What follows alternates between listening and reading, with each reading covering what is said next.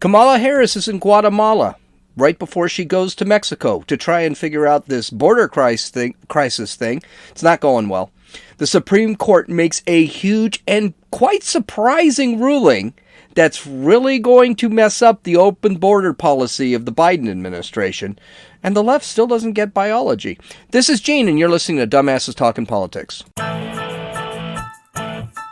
Hey, this is Gene. Welcome back to Dumbasses Talking Politics. Oh, so much news. A lot of it's not time sensitive, and we're going to hit some stuff up. I'm probably going to have to do Dumbasses Talking Politics video shorts because there is just so much going on and not enough time to get through it.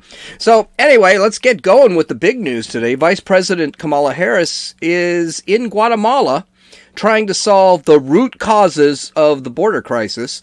She hasn't been to the actual border yet because she is going after this root cause. The problem is the root cause is Joe Biden and his idiot policies and the open border policies, but no one's actually dealing with that. Well, unfortunately for Kamala, the president of Guatemala and the president of Mexico, who she's going to visit next, already know that's the root problem. And they're basically telling her that. So this trip to Guatemala right now is not going well. And if you look at what's happening, it looks like it was damned right from the beginning. So the trip started badly.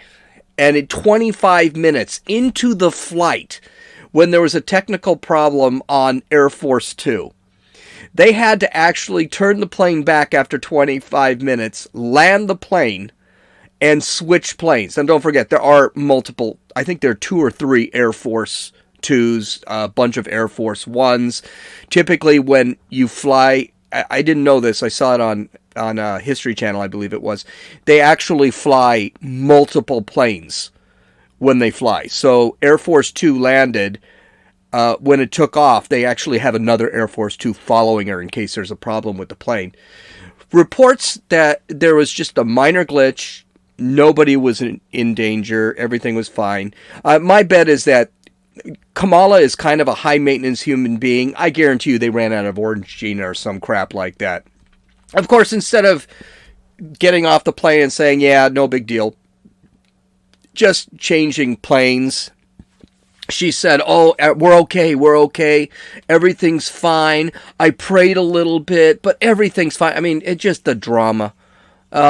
Maybe she should be worried about the drama because the Air Force is actually flying the airplane and she hasn't exactly been very good with the military, but I doubt anything like that.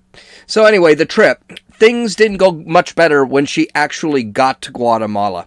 When she got off the plane, she was greeted with all the ceremonial hullabaloo, with all the military there in their dress uniforms. That was nice. But outside of the airport, a ton of protesters were out there holding streets, basically holding signs that said, mind your own business, Kamala, mind your own business. Kamala, go home. One sign said, I mean, literally, that's what they said. One sign said, Kamala, Trump won. I mean, there is no love for the Biden administration here. We'll talk about why. The meeting with the president, Alejandro Giamatti. I want to hope I'm saying that correctly, but that's how it's pronounced. The meeting with President Giamatti, Alejandro Giamatti, didn't go well either. It went very bad. So this is what Harris basically said to Giamatti. Quote, and so I am in Guatemala today to discuss and advance our shared priorities. Foremost among those, as you have mentioned, in addressing migration from the region in particular. We are neighbors, and the position of the United States is that we then are interconnected. We share familial bonds. We share bonds that are historic, and it is important that we embark on a new era, that we recognize the significance and importance of the relationship as our neighbors. Now, a couple of things that she actually did is she's already said some things that Giamatti knew about, and he didn't really appreciate. And reporters asked about this.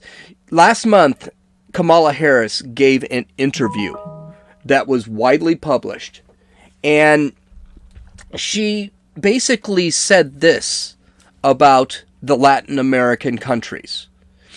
Quote, I'm thinking of corruption, violence, and poverty, the lack of economic opportunity, the lack of climate adaptation and climate resilience, the lack of good governance. Now, end quote, she said that in an interview last month, and now she's trying to give Giamatti this big old hug. Giamatti, of course, was having none of it. He did not look like he was happy she was there at all. He said in an first off, this crap, corruption, violence, poverty, lack of economic opportunity. Yeah, I can believe it. It's a third world country. Lack of climate adaptation and climate resilience? What does climate change have to do with anything? Absolutely nothing. But so he already knows that blame was coming his way, and Giamatti had his own opinion about it. He also had an interview right before she had got there. And Giamatti, in the interview, aired just the day before she showed up, had pushed back against the, quote, root causes, quote, end quote, explanation, and said that the two countries are not on the same side of the coin of the issue. Instead, he blamed what he saw as a more welcoming message to migrants by the new administration for the surge. Now, understand something. Honduras, El Salvador, Guatemala, and Mexico have all seen this border crisis as a real problem for those countries. We're going to talk about that in a second. I may have mentioned it in a previous podcast. But they are not happy with this crisis at the U.S. border. They do not want people crossing the border. In that interview, Giamatti said, quote, the message changed too. Quote, end quote, we're going to reunite families, we're going to reunite children, end quote. The very next day, the Coyotes were here organizing groups of children to take them to the United States. All right? This is huge. The corruption in these countries is absolutely a real thing. But it might not be because of the governance, or just the governance. It might not only be because of the corruption of the government. It might also have something to do with all the organized crime that is within these countries, because the organized crime is focusing on either human trafficking or drug trafficking. And that's the problem. Organized crime right now is becoming richer. Well, Kamala Harris, after the meeting, seemed to have had her lunch handed to her, because she made a statement that was actually quite surprising, and it almost seems like she is changing the Biden policies while she's there. It was really an odd statement, especially considering she supported open borders since the beginning of her candidacy for president last year. Listen to this. And I want to emphasize that the goal of our work is to help Guatemalans find hope at home. At the same time, I want to be clear to folks in this region who are thinking about making that dangerous trek to the United States-Mexico border. Do not come. Do not come. The United States will continue to enforce our laws and secure our border. There are legal methods by which migration can and should occur. But we, as one of our priorities, will discourage illegal migration. And I believe if you come to our border, you will be turned back. So let's discourage our friends, our neighbors, our family members from embarking on what is otherwise an extremely dangerous... Okay, that wasn't me. That was actually cut off. But basically, this is a real turnaround in policy. Now, one of the key words in that statement was, I believe you will be turned back. In other words, they're not going to be turned back.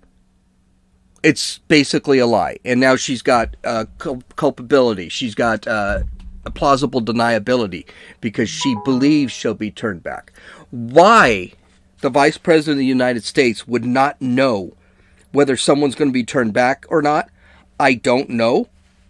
But the reality of the matter is she is leaving some things opened here, which is kind of sad.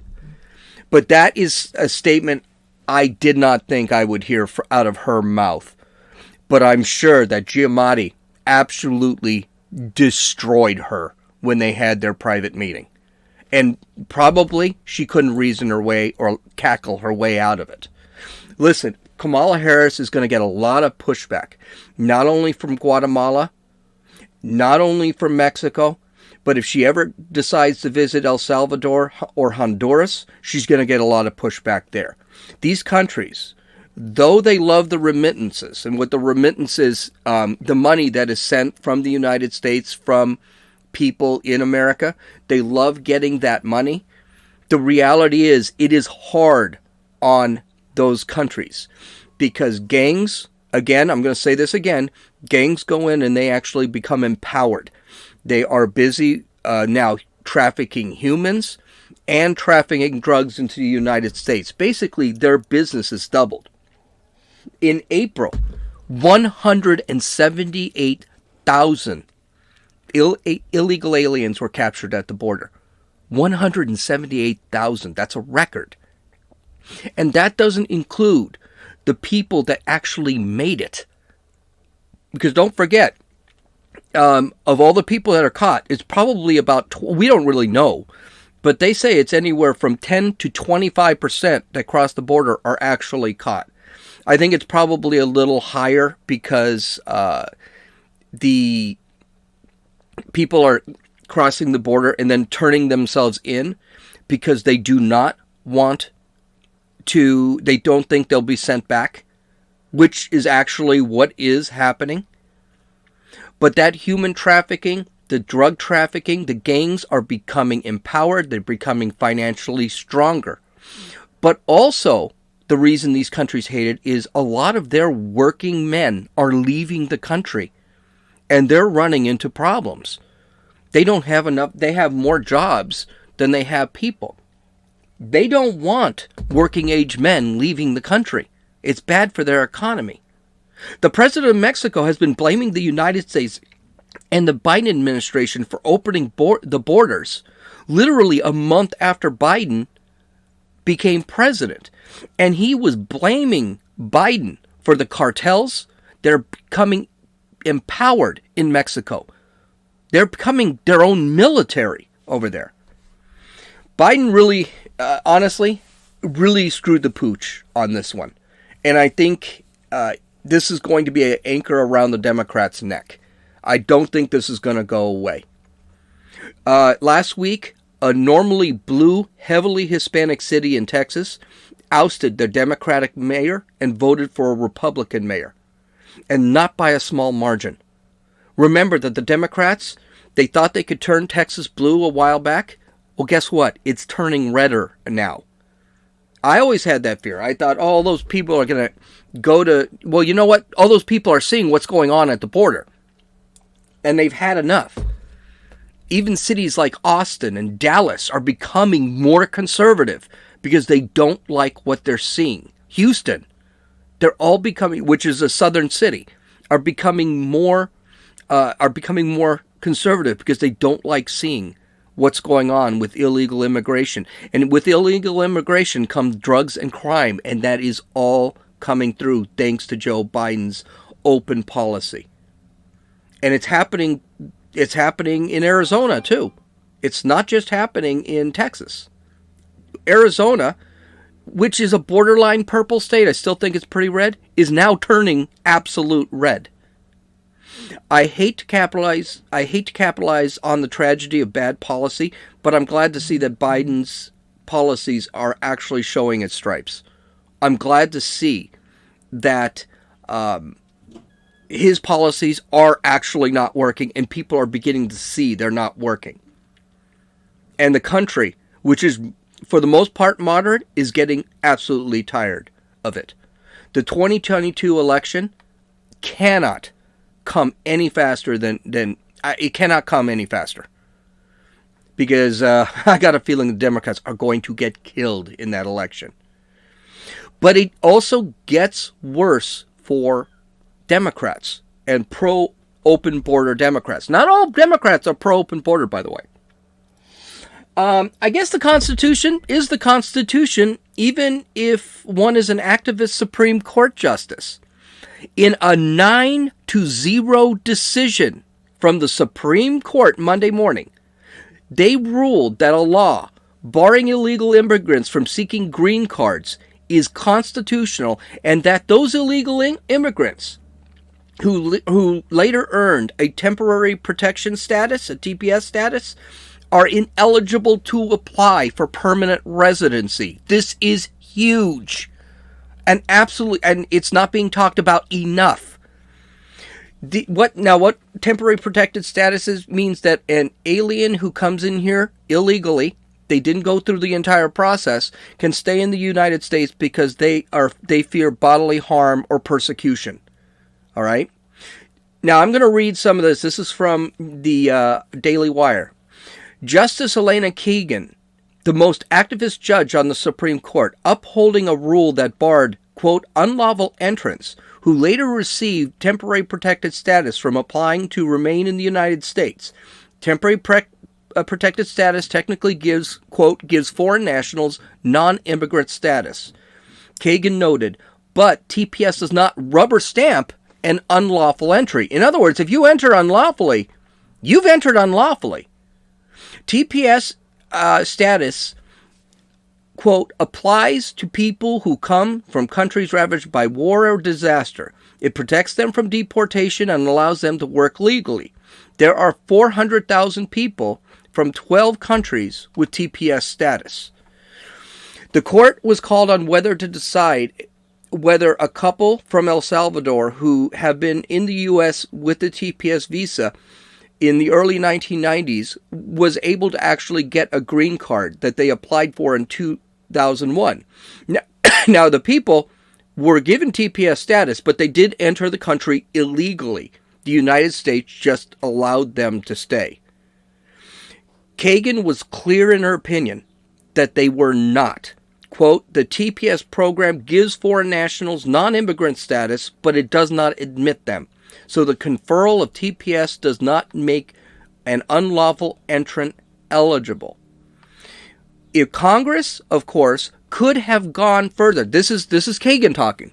Congress, of course, could have gone further by deeming TPS recipients to have only non-immigrant status, but also a lawful admission. Legislation pending in Congress would do just that. The House of Representatives, Kagan continues, the House of Representatives already has passed legislation that would make it possible for TPS recipients to become permanent residents. The bill faces certain prospects in the Senate. Now, why is this big? There are only 400,000 TPS residents in the United States. This is big because if you're an illegal immigrant and you come into the United States and you're not given TPS status, there's no way it's going to make amnesty very difficult. It's going to make it very difficult for amnesty to be something that's considered constitutional. It is a big deal. Congress, and she also points out, well, Congress can pass a law, right? It's not up to the Supreme Court to make these decisions, and that's basically what she's saying. Congress, pass a law. If Congress can't pass a law and the Senate can't pass a law, well, then that's it. That's the part of the Constitution.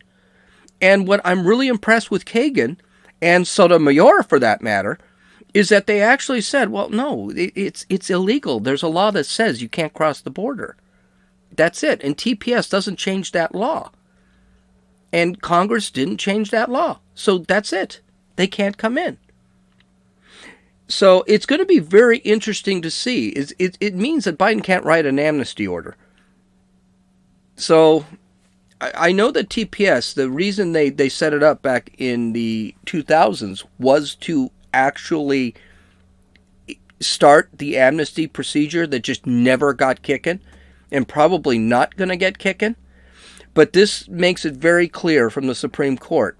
If you're illegal, you're illegal. And that's it. You have no priority in the United States, even if the government acknowledges you. So this is an awesome story. There's a wave of feminism occurring throughout the United States. And it's coming from an unlikely source. Well, unlikely if you're a Democrat. It's coming from Republicans. That's right. We are not sexist. I'm finally beginning to realize it. That is, boys cannot compete in girls' sports. Why? Because we want to protect girls' sports from boys. Ron DeSantis signed a bill into law in Florida last week that mandates that boys, or trans girls, whatever you want to call them, cannot compete against biological girls. DeSantis said in the bill, which is called the Fairness in Women's Act, he said, quote, "We believe in the state of Florida of protecting the fairness and integrity of women's athletics. And I can tell you, this in Florida, you know, girls are going to play girls' sports and boys are going to play boys' sports. That's what we're doing. We're going to make sure that that's the reality. So the bill that we're doing today will ensure fairness for women athletes for years to come in the state of Florida.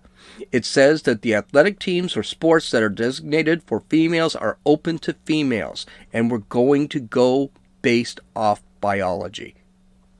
U.S. Secretary of Education Miguel Cardona told ESPN why ESPN is even dealing with this at all, it's a sports channel, that the Biden administration was prepared to take steps to do something, enact laws at a national level.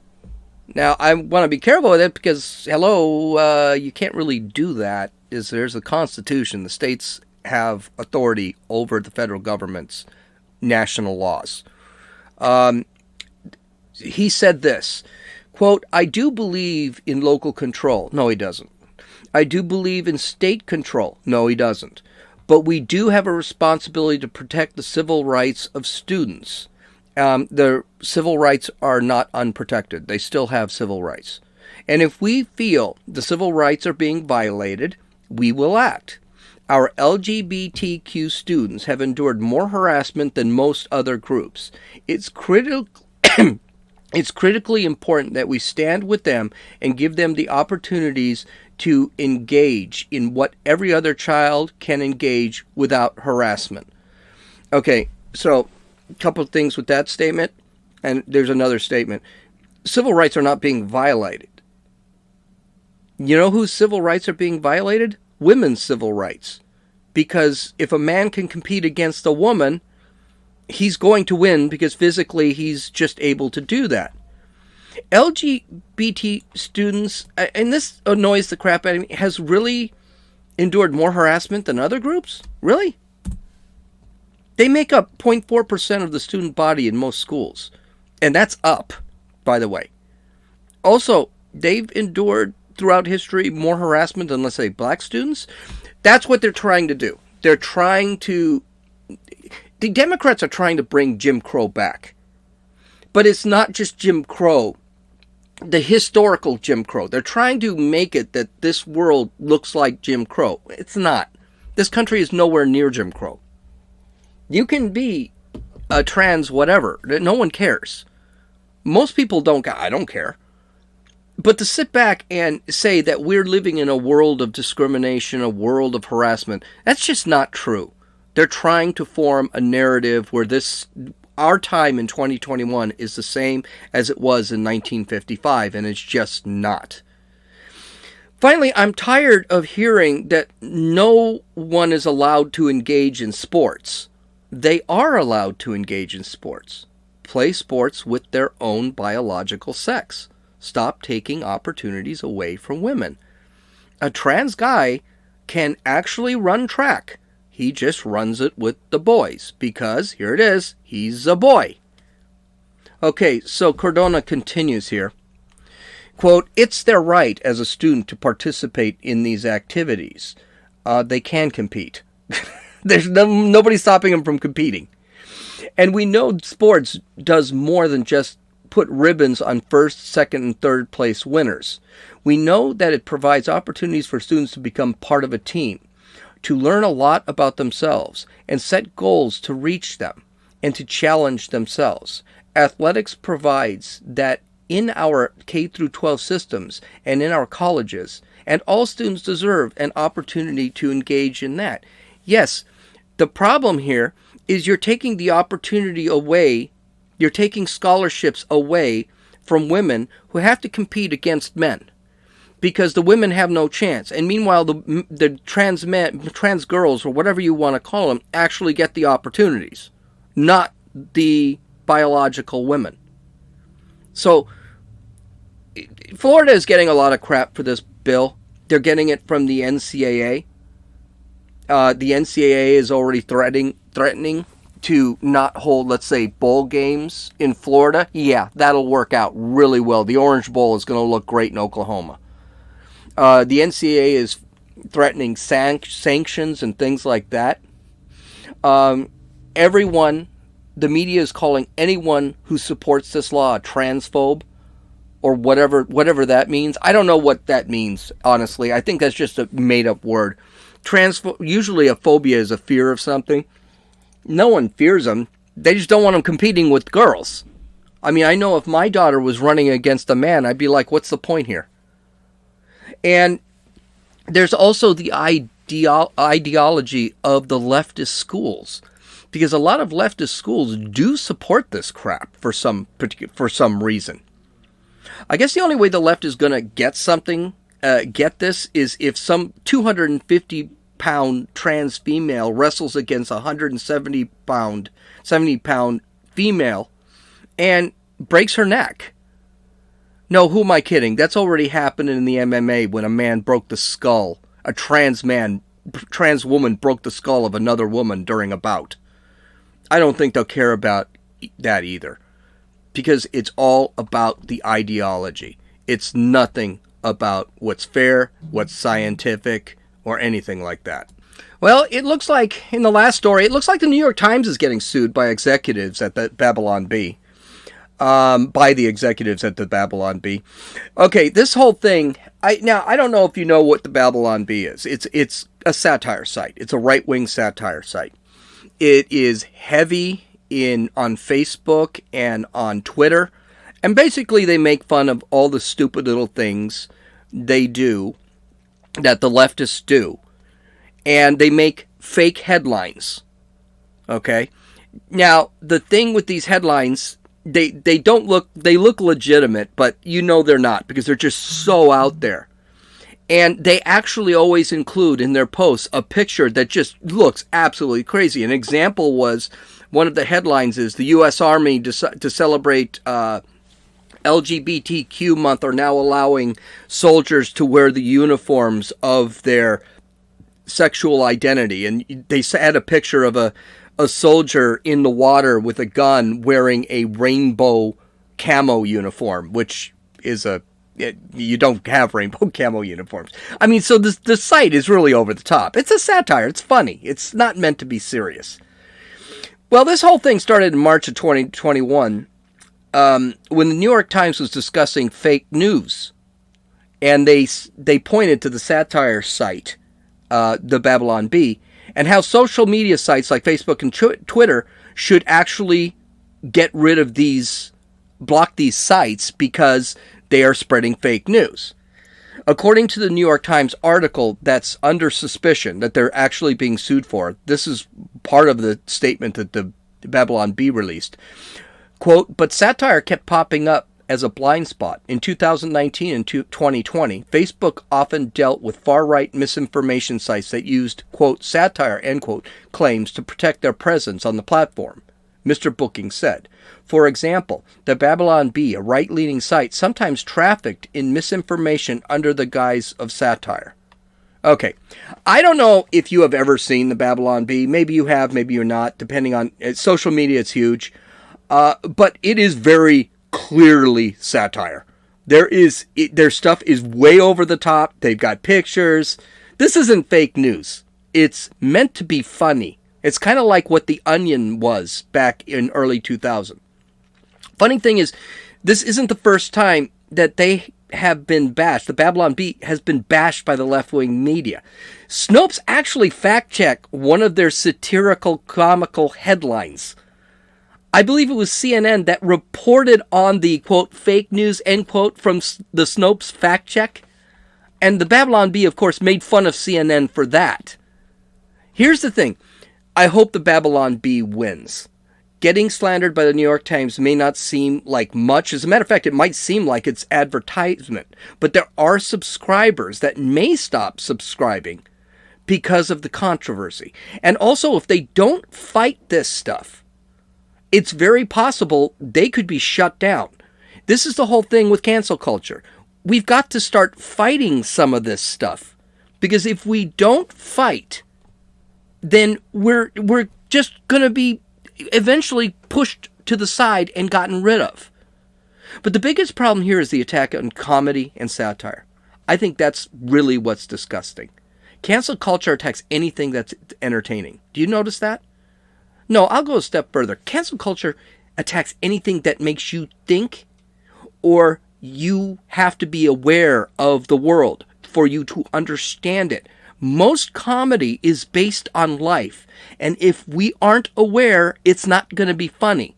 So a lot of that's the group that does this the best is South Park. Trey Parker and Matt Stone run straight down the middle when it comes to their politics, but they like to pick on everybody, okay? But they enjoy picking on leftists because their stuff is, the leftist ideology is so stupid, and it always gets a great reaction, and it's always funny. By the way, South Park is the second leading sitcom, second longest running sitcom in history. First, The Simpsons. Do you see the difference between, do you see what the two have in common? They're irreverent. They attack anything. They're politically incorrect. By the way, do you know what the third longest running sitcom is? Family Guy. Also horribly offensive. It's number 3. And these 3 sitcoms have been running for a very, you know why? People like them. They're funny. They're irreverent. Here's a newsflash. I have no problem with people making fun of my religion, making fun of my ideology, making fun of all. I have no problem if it's funny. If it's funny, you know who used to be great with that? Saturday Night Live. Saturday Night Live has turned into a garbage show. It's not funny. I can't even stand watching it. But I love The Simpsons. I love South Park. I love Family Guy. I sit back, I watch them all the time because they're irreverent, they're fun. And, you know, yes, they say things. They make jokes about Catholic priests abusing kids. This is funny stuff. Not that Catholic priests are abusing kids, but their comedy, their take on it's very dark, but it is the way they use it. It's funny. South Park had an entire episode on how we can make fun of AIDS now because it's been 20 years since the first diagnosis. This is irreverent comedy, but it is comedy. It is funny. I mean, comedy is really taken in the teeth. Things are so bad, you've got, quote, comedians, end quote. I don't think they're that funny, but Seth Rogen and Cat Williams are basically saying that all those political correct comedians should probably be thrown out, and they have to make the changes and deal with the changes, not to offend everybody. Of course, Seth Rogen and Cat Williams are has-beens anyway, so who cares? Well, here's what I say. I say, no, we're not going to do that. I say life is awesome with comedy. I like that Richard Pryor used the N-word on for one of his album names. I like that Andrew Dice Clay joked about having sex with lots of women and treating them like trash. It was funny. I don't care that Eddie Murphy picked up a tranny hooker or that Louis C.K. used to pleasure himself in front of other comedians. They're funny guys. I don't care that Jimmy Kimmel wore blackface while mimicking Karl Malone on The Madden Show some years ago. I don't think he should be canceled for that. I think he should be canceled now. He's not funny now. I definitely don't care that the Babylon Bee makes fun of AOC, Joe Biden, Hillary Clinton, and the rest of the leftist policies. By the way, before you tell me I never see insults, I'm a huge fan of South Park. I told you this. I want to make this very clear. They make fun of people like me all the time, and you know something? I'm good with it. I can take it. I can laugh at my belief system. I can laugh at the problems with my institutions. I can laugh at anything. I have a sense of humor. You know what I do care about? The fact that these guys are growing afraid to do what they do best. That would be tragic for society if we lose our ability to make fun of ourselves and laugh at ourselves. Okay. You can follow me on Twitter at RunninFool, RUNNINFEWL. You can download or listen to this podcast on Apple Podcasts, Podbean, Podcast Addict, Stitcher, YouTube, and Rumble. You can also view my Dumbasses Talking Politics video shorts on YouTube and Rumble. Just type in Dumbasses Talking Politics. It'll come up. And you can visit my website at dumbassestalkingpolitics.com. Lots of news this week. Tomorrow, I've already got things set up for tomorrow. So I hope you guys have a nice day. We'll talk to you tomorrow. This is Gene, and you've listened to Dumbasses Talking Politics.